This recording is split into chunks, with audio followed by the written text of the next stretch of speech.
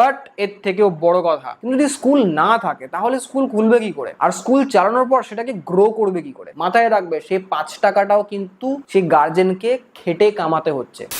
ওকে, তো আজকের ভিডিও হচ্ছে শুধুমাত্র ড্রয়িং টিচারদের জন্য যারা আঁকা শেখাতে চাও। কারণ তোমাদেরকে আমি জিজ্ঞেস করেছিলাম যে ড্রয়িং টিপস চাও কিনা, তোমরা কমেন্টে ভরে দিয়েছো। তো আজকের ভিডিওটা হচ্ছে শুধুমাত্র ড্রয়িং শেখানোর টিপস নিয়ে। সো হ্যালো, আমি শানু আর আমি ছবি আঁকি। তো প্রথমে হচ্ছে টিচিং টেকনিক্স।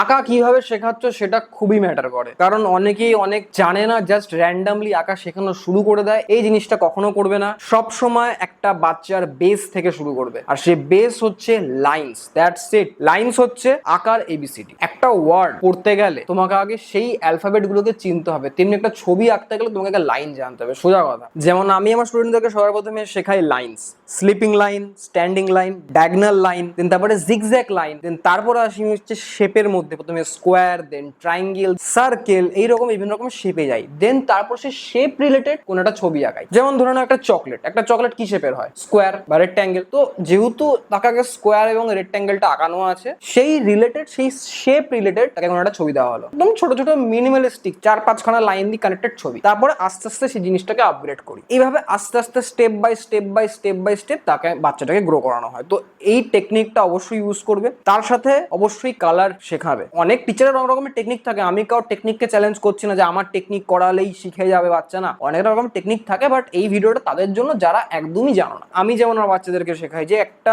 লাইন যদি স্লিপিং আছে তো কালারটাকে স্লিপিং হিসাবে টানো, যদি একটা লাইন স্ট্যান্ডিং আছে তাহলে কালারটাকেও স্ট্যান্ডিং হিসাবে টানো, যদি লাইন জিগজ্যাগ আছে তাহলে কালারটাকেও জিগজ্যাগ হিসাবে টানো। যেরকম অবজেক্ট আছে সেরকম কালার করো। এতে কি হয়, ওদের হাত বিভিন্ন রকম ভাবে ইউজ হয়, ওতে ওদের হাত খোলে। তো এই জন্য আমি টেকনিকগুলোকে ইউজ করি। অ্যান্ড তার সাথে টিচার হিসেবে তোমাকেও তোমার স্কিলস জানা থাকতে হবে। যেমন অনেক টিচার আছে আমি দেখেছি শুধুমাত্র প্যাস্টেল কালার পারে, ওয়াটার পারে না, বাট তার সত্ত্বেও একটা ওয়াটার কালারের বাচ্চাকে নিয়ে না এই ভুলভাল আঁকা শেখায়। এই জিনিসটা কখনো করবে না। তোমরা তোমাদের প্র্যাকটিস চালু রাখবে। একটা ড্রয়িং টিচার বা যে কোনো টিচারের সব থেকে বড় প্রবলেমই হচ্ছে সে নিজের লার্ন ছেড়ে দেয়, নিজের প্র্যাকটিস চালু রাখবে। At least pastel, water colour, sketch, charcoal, acrylic, এই 5টা জিনিস বেসিক লেভেলে যেন শেখাতে পারো। এই 5টা জিনিস তোমাকে জানা থাকতে হবেই। এই জন্য যদি টিচারের কাছে এখনো যদি না শিখে থাকো বা তোমার যদি কোনো শেখানোর না থাকে, ইউটিউব দেখে শেখো। যদি তোমাদের দরকার পড়ে আমাকে বলো, আমি ভিডিও বানিয়ে দেবো। তাহলে তো অবশ্যই নিজের লার্ন চালু রাখো। অ্যান্ড দেন এরপরে হচ্ছে কমিউনিকেশন টেকনিক্স। কমিউনিকেশন টেকনিক্স কেমন? তুমি একটা বাচ্চার সাথে এবং গার্জেনের সাথে কিরকম ভাবে কথা বলছো, এটা খুব ম্যাটার করে। আমি প্রথমে বাচ্চাদের উপরেই আসছি। সব বাচ্চা মিষ্টি কথায় শেখে না, সব বাচ্চা শক্ত কথাটাও কিন্তু শেখে না। বিভিন্ন বাচ্চা বিভিন্ন রকমের কথায় চলে, এবং বাচ্চাদেরকে সবসময় রুলস এর মধ্যে রাখবে। রুলস বানাবে যে একটা বাচ্চাকে তুমি কতটা লিমিট বকবে, এবং যদি বকেও কাজ না হয় তাহলে তাকে কিরকম ভাবে পানিশমেন্ট দেবে। তেমনি এবার যারা বড় স্টুডেন্ট আছে, যাদেরকে পানিশমেন্ট দিয়ে কাজ হয়, তাদেরকে বোঝাই, ওদের সাথে খোলামেলা কথা বলি, ইয়ার্কি মারি, ওদের সাথে বন্ধুর মতন মিশে ওদেরকে ছবি আঁকতে দিই, তখন ওখানে আবার কাজটা হয়ে যায়। তো স্টুডেন্টের সাথে কিভাবে মিশছো এই জিনিসটা খুব ম্যাটার করে। প্রত্যেকটা স্টুডেন্ট ইন্ডিভিজুয়াল আলাদা হয়, তো প্রত্যেকটা স্টুডেন্টের সাথে আলাদা রকম ভাবে মিশতে হবে তোমাকে। অ্যান্ড দেন থার্ড হচ্ছে respect for guardian, student and your self. এটা মানে কি? গার্জিয়ানকে রেসপেক্ট করো, স্টুডেন্টকে রেসপেক্ট করো, এবং নিজেকেও অবশ্যই রেসপেক্ট করো। এই জিনিসটা আমি দেখেছি। গার্জিয়ানদের রেসপেক্ট করার মানে হচ্ছে গার্জিয়ানদের সাথে সরাসরি কথা বলো। আমার স্কুলে কিন্তু শুধু আমি একলা টিচার নই, আমার আন্ডারে আরো অনেক টিচার আছে, আরো 4-5 জন টিচার আছে যারা আমার স্কুলে আঁকা শেখায়। এই কারণে আমি দেখেছি প্রত্যেকটা টিচারের একটা সমস্যা হতো, তারা ক্লিয়ার কথা বলতো না গার্জিয়ানের সাথে। সেটা ফিসের বিষয় হোক, নিয়ম কানুনের বিষয় হোক, ফর্ম ফিল আপের বিষয় হোক, এক্সামের বিষয় হোক, কোনো কিছুর বিষয়ে ফ্রিলি কথা বলতো না। সাধারণত কোনো বড় লোকের সাথে, যে বয়সে বড় হয়, তার সাথে আমার কিন্তু কথা বলতে গিয়ে আমরা একটু আটকে যাই, এবং সেটা কিন্তু পরে গিয়ে প্রবলেম হতে পারে। তো এই জন্য কখনো যতই বয়সে বড় হোক, তুমি স্মার্ট টক করবে, একদম স্মার্টলি ভাবে কথা বলবে, নিজের ফিজের ব্যাপারে ক্লিয়ার করবে, নিজের নিয়মের ব্যাপারে ক্লিয়ার করবে, তুমি কিভাবে আঁকা শেখাও সেটার ব্যাপারে ক্লিয়ার করবে, তুমি এক্সাম নাও কিনা সেটার ব্যাপারে ক্লিয়ার করবে। সবকিছু একদম ভালোভাবে ক্লিয়ার করে দেবে, যাতে পরবর্তীকালে তোমার গার্জেনের সাথে কোনো রকম তর্ক বিতর্ক না হয়। তো এই দিকটা কিন্তু এটা গার্জেনের রেসপেক্ট তুমি করছো।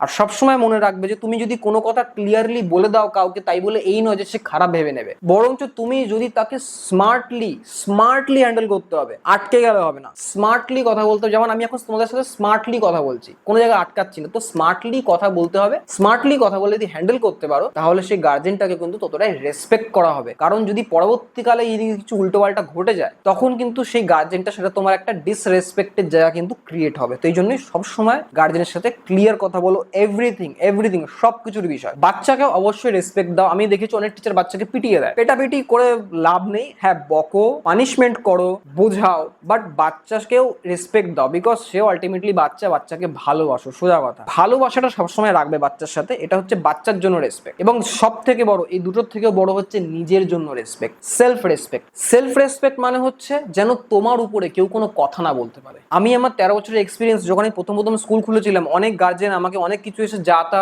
বলে শুনিয়ে চলে যেত, আর আমি শুনতাম সেটা, আমি বুঝতাম না কি করে হ্যান্ডেল করবো। বাট সময়ের সাথে সাথে আমি বুঝেছি যে আমাকে স্কুলে কিছু স্ট্রিক্ট রুলস আনতে হবে, যে রুলস গুলোর মধ্যে আমি নিজেও আটকা থাকবো, এবং সেই রুলস গুলোর মধ্যে গার্জেন এবং স্টুডেন্টও আটকানো থাকবে। রুলস তার মধ্যে আমি কাজ করব, রুলস তার মধ্যে গার্জেন এবং স্টুডেন্টও কাজ করবে। রুলস ছাড়া কোনো কিছু হবে না, সেটা তুমি প্রাইভেট ক্লাস করো এবং স্কুল চালাও, সবকিছু রুলস এর আন্ডারে হবে। হ্যাঁ, রুলস এর একটা মার্জিন রাখবে, যে কোনো রুলস ধরে নাও মেনটেন হলো না, এবার যেহেতু সেটা মেনটেন হলো না, তাই সেটাকে কিভাবে ম্যানেজ করা যায় তার একটা মার্জিন রাখবে, যে আমার যদি কাজটা ভুল হয়ে থাকে আমি সেটাকে ঠিক করার জন্য এতটা দূর অব্দি এক্সপ্যান্ড করতে পারবো নিজেকে। যদি কোনো গার্জেন বা কোনো বাচ্চা যদি রুলস এর বাইরে যায়, তাহলে তার জন্য একটা মার্জিন রাখবে, যে এতটা অব্দি ভুল হলে আমি তাকে জানাবো, বাট তার আগে অব্দি ম্যানেজ করার চেষ্টা করবো। কারণ মানুষ মাত্রই ভুল হয়, তো ভুলটাকেও মাঝে মধ্যে মাফ করতে শিখতে হবে। এতে তোমার নিজের জায়গা সবসময় সেফ থাকবে। আমি ভালো মতন খেয়াল করি যেন আমার তরফ থেকে কোনো রকম উল্টো পাল্টা জিনিস না হয়। সেকেন্ড, যদি বাচ্চার জন্য যদি কিছু উল্টো পাল্টা হয়, তাহলে সেটার সঙ্গে সঙ্গে আমি সেটা তার গার্জেনকে জানাই, যে বাচ্চার জন্য এই জিনিসগুলো ভুল হয়েছে, তাকে জানানো দরকার। কমিউনিকেশন করো গার্জেনের সাথে, আমরা কমিউনিকেশন করি না গার্জেনদের সাথে, এই জন্য মিসআন্ডারস্ট্যান্ডিং হয়। আমি আমার ফিল্ডে দেখেছি সব থেকে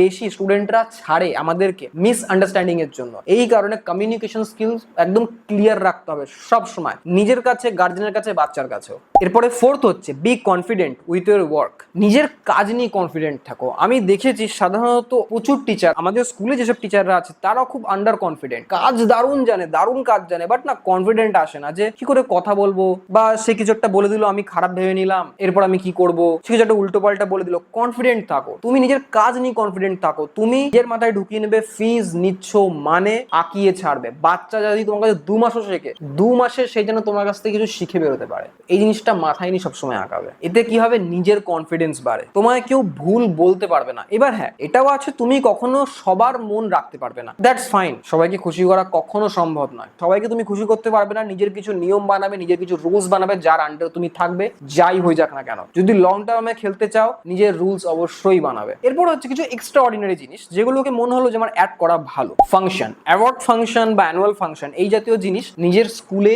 বা কোচিং সেন্টার যাই করো রাখবে। বাচ্চারা অ্যাওয়ার্ড ফাংশন খুব পছন্দ করে, বিকজ অ্যাজ এ চাইল্ড সব বাচ্চাই চায় সে যেন পুরস্কার পাক। তো এই জন্য কোনো একটা ফাংশন করবে। যেমন আমাদের স্কুলের যখন 10 বছর পূরণ হয়েছিল, আমি লিটারালি একটা অডিটোরিয়াম ভাড়া নিয়ে সেখানে আমি সব স্টুডেন্টদেরকে ডেকে, প্রায় 140 জন লোককে ডেকে আমি সেখানে ফাংশন করেছিলাম। ফাংশন জাতীয় জিনিস অবশ্যই করবে, বাচ্চাদেরকে পুরস্কার দেবে, বাচ্চারা এত উৎসাহিত হয়। বাচ্চাদেরকে খাওয়ানো, কোনো জায়গায় ঘুরতে নিয়ে যাওয়া, বাড়িতে ডেকে প্রোগ্রাম করা, এই রকমের জিনিস প্রত্যেক বছর একটা করবে, যাতে বাচ্চারা তোমার সাথে কানেক্টেড থাকে, যাতে বাচ্চারা তোমার একটা সেই চিল্ড মুডও দেখতে পাবে। তো এইভাবে সবসময় একটা চিল্ড ভাইবও রাখবে বছরে একবার অ্যাটলিস্ট, এতে বাচ্চাদের খুব ভালো লাগে। আচ্ছা, সিক্সথ হচ্ছে always be a giver. Always be a giver মানে সব সময় দিয়ে যাও। তোমার কাছে স্টুডেন্ট তখনই বাড়বে, তোমার কাছে স্টুডেন্ট তখনই টিকবে যখন তুমি দেওয়ার চেষ্টা করবে, নাকি শুধু নেওয়ার চেষ্টা। কোনো রকমের আঁকিয়ে দিলাম, ফিজ নিয়ে নিলাম, না, এই জিনিসটা করবে না। ফিজ যাই নাও, যে ফিজ নিচ্ছ তুমি, সেটা 5 টাকা নাও, 10 টাকা নাও, 15 টাকা নাও, 100 টাকা নাও, 1000 টাকা নাও, 10,000 টাকা নাও, যাই নাও, মাথায় রাখবে সেই 5 টাকাটাও কিন্তু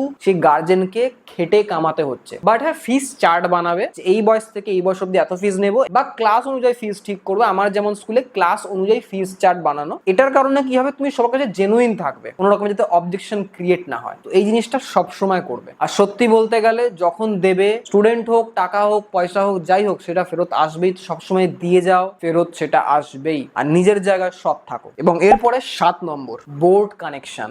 বোর্ড কানেকশন মানে পরীক্ষা নেওয়া, এক্সাম নেওয়া, অথরাইজড কোনো বোর্ডের কাছ থেকে এক্সাম নেওয়া। এই জিনিসটা প্রত্যেকটা ছোট স্কুলের মধ্যেই প্রবলেম থাকে, অনেকেই বোর্ডের সাথে কানেক্ট করে না, এক্সামের ব্যবস্থা করে না। এই জিনিসটা অবশ্যই আনবে নিজেদের স্কুলের মধ্যে। বোর্ডের সাথে কন্ট্যাক্ট করো, এক্সামের ফেসিলিটি চালু করো আজকে থেকে। যদি বলো কি করে করবে, তোমাদের হাতে ফোন রয়েছে, গুগলে সার্চ মারো যে কোনো বোর্ডের নাম থেকে, ক্যালকাটা ট্যালেন্ট সার্চ, সুরভারতী, বঙ্গীয় সঙ্গীত পরিষদ, চণ্ডীগড় বোর্ড, প্রচুর রয়েছে। সার্চ মারো, সবার ওয়েবসাইট থাকবে, নইলে ফেসবুক পেজ থাকবে, সেগুলোতে ঢোকো, ফোন নাম্বার নাও, ফোন করো, কন্ট্যাক্ট করো, রেজিস্ট্রেশন ক্লিয়ার করো, এবং আজকের থেকে নিজের স্কুলের পরীক্ষা নেওয়া চালু করো। পরীক্ষাটা অবশ্যই খুব ম্যাটার, এতে স্কুলের কিন্তু ভ্যালুয়েশন অনেক বাড়ে। একটা এক্সাম না নেওয়ার স্কুলের যা ভ্যালু হয়, এক্সাম নেওয়া স্কুলের কিন্তু ভ্যালু অনেক হয়, সেটা কিন্তু আমি নিজের এক্সপিরিয়েন্স করা আছে। তো আই হোপ সো তোমাদের এই টেকনিক্সগুলো, এই টিপসগুলো কাজে লাগবে তোমাদের স্কুল চালাতে, তোমাদের আঁকা শেখাতে। তো অবশ্যই ট্রাই করো, এবং হ্যাঁ, যদি তোমাদের মনে কোনো কোয়েশ্চেন থাকে তাহলে কমেন্টে জানিও। বাট এর থেকেও বড় কথা, এটা তো হলো আঁকা শেখানোর টিপস, স্কুল চালানোর টিপস। কিন্তু যদি স্কুল না থাকে তাহলে স্কুল খুলবে কি করে, আর স্কুল চালানোর পর সেটাকে গ্রো করবে কি করে, সেগুলো যদি জানতে চাও তাহলে কমেন্টে লেখো স্কুল। তাহলে এর একটা সেকেন্ড পার্টও আমি আনবো, যেখানে একটা জিরো বাজেট থেকে স্কুল বিল্ড করা এবং সেটাকে গ্রো করা সব আমি বলে দেবো আমার 13 বছরের এক্সপিরিয়েন্সে। তো কমেন্ট ডাউন বিলো স্কুল, এবং যদি তোমাদের আরো কোনো কোশ্চেন থেকে থাকে তাহলে নিচে কোশ্চেনটাও লিখে যাও, নেক্সট ভিডিওতে আমি ক্লিয়ার করে দেবো। তো দেখা হচ্ছে নেক্সট ভিডিওতে। আর হ্যাঁ, লাইক করতে ভুলো না কিন্তু। বাই অ্যান্ড কিপ ড্রিমিং, কারণ স্বপ্ন পূরণ হয়।